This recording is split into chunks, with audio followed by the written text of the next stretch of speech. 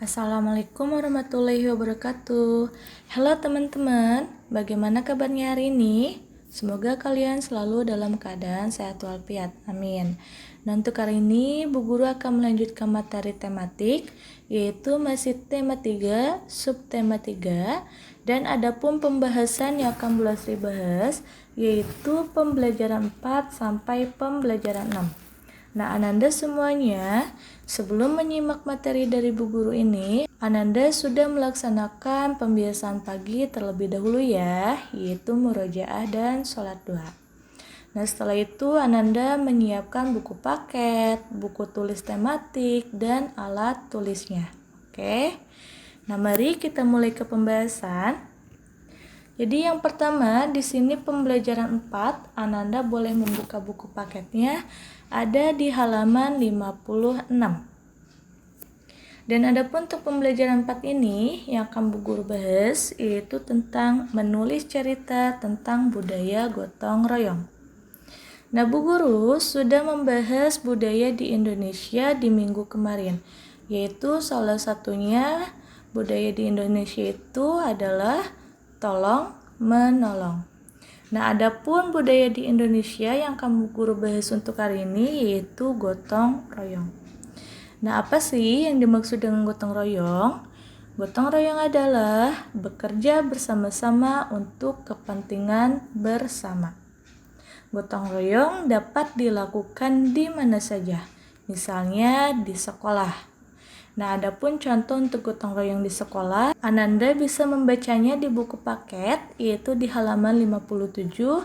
Di situ ada sebuah teks sebuah teks yang menceritakan tentang budaya di Indonesia, yaitu gotong royong.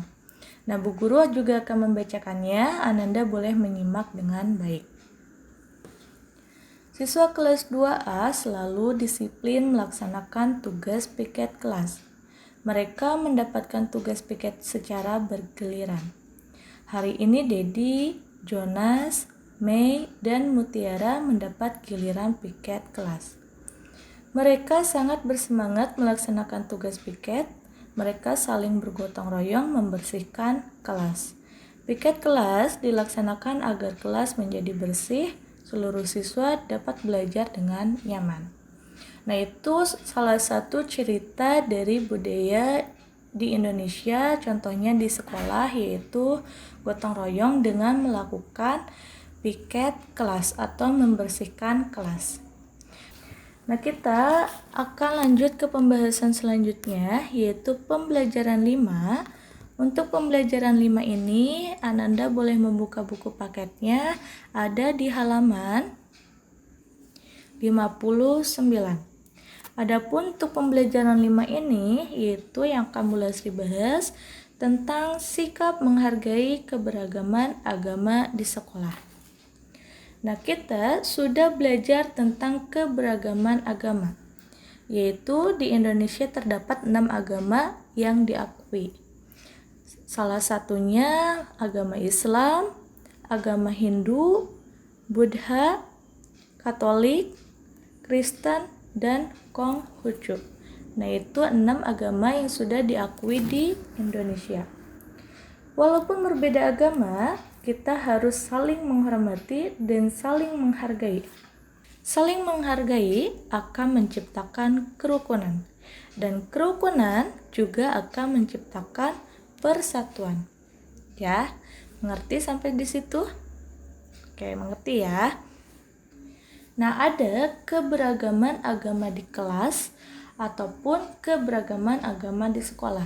Jadi, keberagaman agama di kelas hanya teman-teman Ananda semuanya, dan keberagaman yang ada di sekolah yaitu seluruh siswa dari kelas 1 sampai kelas 6.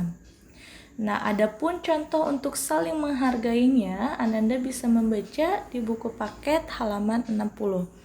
Di situ ada beberapa gambar yang Ananda bisa baca, dan Bu Guru juga akan membacakannya untuk Ananda, dan Ananda boleh menyimaknya dengan baik. Yaitu salah satu contohnya yang saling menghargai, yang pertama, bermain tanpa membeda-bedakan agama. Nah, ini yang harus kita laksanakan. Kita tidak boleh memandang agama untuk bermain ya, tetapi kita harus selalu terbuka untuk siapa saja untuk bermain dengan kita, meskipun kita dengan teman kita itu berbeda agama. Kita harus saling menghormati, kita harus saling menghargai, dan kita harus juga bermain dengan mereka, tidak boleh menjauhinya. Dan adapun untuk contoh yang kedua, yaitu mempersilahkan teman yang ingin beribadah. Nah, ini juga kita tidak boleh menghalanginya untuk beribadah. Meskipun mereka berbeda ibadahnya dengan kita, tetapi kita harus mengizinkan mereka untuk beribadah menurut agama masing-masing, ya. Adapun yang ketiga, yaitu harus selalu menghormati guru. Tentu ya, kita harus selalu menghormati guru, meskipun guru kita berbeda agama dengan kita harus selalu menghormatinya. Oke. Nah, itu 3 contoh yang bisa Ananda lakukan dalam menghargai atau menghormati keberagaman agama yang ada di Indonesia. Nah, kita lanjut ke pembahasan selanjutnya. Untuk pembahasan selanjutnya, yaitu pembelajaran 6, ada di buku paket halaman 63. Dan adapun yang akan Bu Lesri bahas di halaman 63 yaitu menggunakan kosakata tentang lingkungan sosial dan geografis. Apa yang dimaksud lingkungan sosial dan lingkungan geografis? Ada yang tahu? Oke, Bu Guru akan jelaskan ya. Jadi lingkungan sosial itu berkaitan dengan kepedulian terhadap orang lain. Nah, itu disebut dengan lingkungan sosial.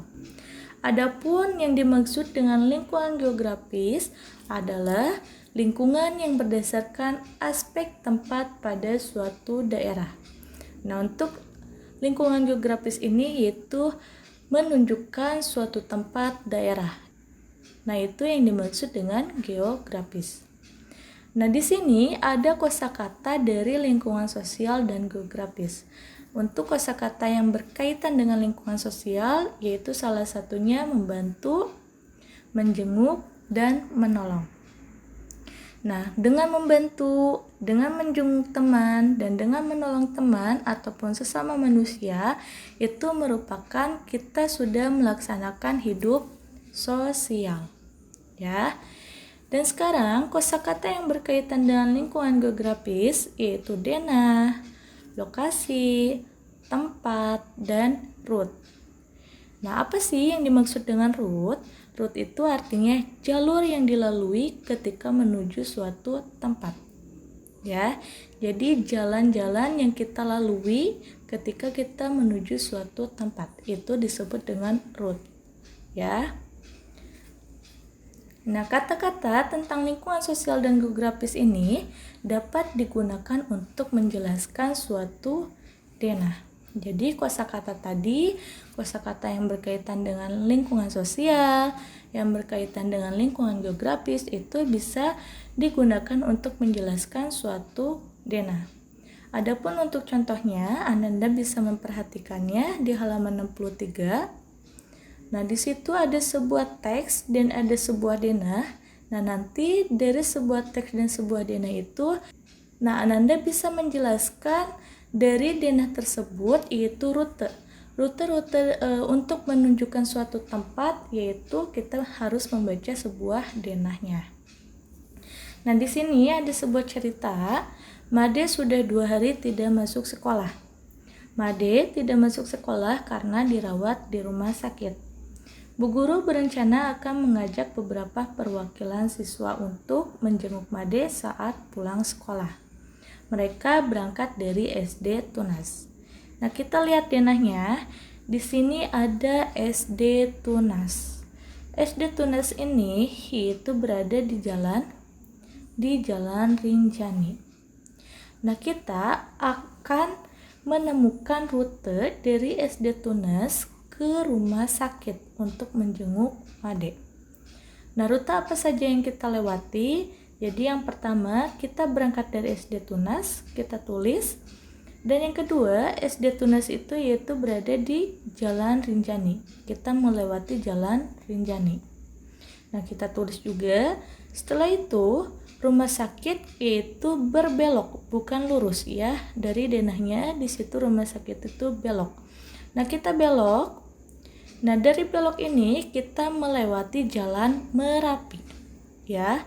Ini yang lurus semua ini yaitu jalan Merapi. Nah, di sini ada belokan lagi yaitu menuju rumah sakit dan menuju rumah Made. Nah, kita belok lagi untuk menuju rumah sakit, yaitu melalui jalan Semeru. Nah, setelah kita melalui jalan Semeru, maka kita langsung ke rumah sakit untuk menjenguk Made. Ya, jadi rute apa saja yang kita lalui?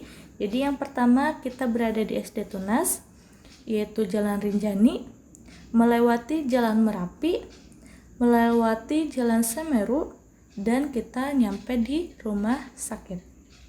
Nah, itu menjelaskan sebuah denah yaitu dengan menggunakan kosakata pada sosial geografis. Ya. Dapat dipahami penjelasan dari Bu Guru ini? Semoga Ananda mengerti ya apa yang Bu Guru jelaskan. Nah, untuk hari ini Bu Guru cukupkan, tidak ada tugas. Ananda hanya menyimak materi yang Bu Guru tadi sampaikan, dan Ananda boleh mencatat hal-hal yang belum ada di buku paket seperti pengertian yang tadi Bu Guru sebutkan. Ananda boleh menulisnya di buku catatan tematik. Dan adapun hal-hal yang belum dimengerti oleh Ananda semuanya, baik itu dari penjelasan Bu Guru, baik itu dari gambar-gambar yang Bu Guru sampaikan, Ananda boleh meminta bantuan ayah bundanya untuk menanyakan ke Bu Guru ya hal-hal yang belum Ananda dimengerti barusan. Nah, insya Allah nanti Bu Guru akan menjawabnya. Terima kasih untuk hari ini. Sampai ketemu di pertemuan selanjutnya. Wassalamualaikum warahmatullahi wabarakatuh.